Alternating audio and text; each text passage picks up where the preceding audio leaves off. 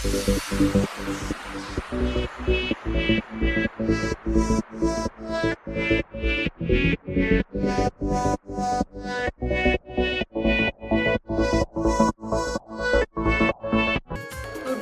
तुम्हाला सर्वांना माझ्याकडनं मकर संक्रांतीच्या हार्दिक शुभेच्छा। तर मी आज तिळाचे आणि शेंगदाण्याचे लाडू बनवणार आहे।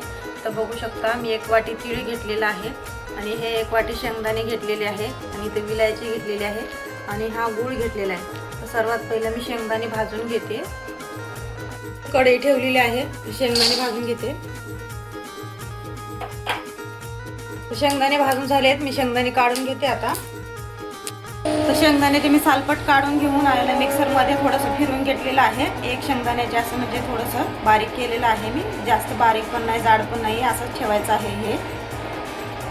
तर बघू शकता तीळ पण भाजून झालेले आहेत, तर तीळ पण काढून घेते मी।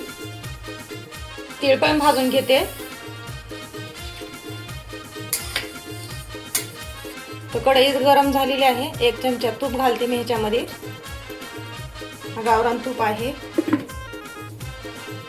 आणि 1 वाटी गूळ, तर हे पण घालायचं आहे ह्याच्यामध्ये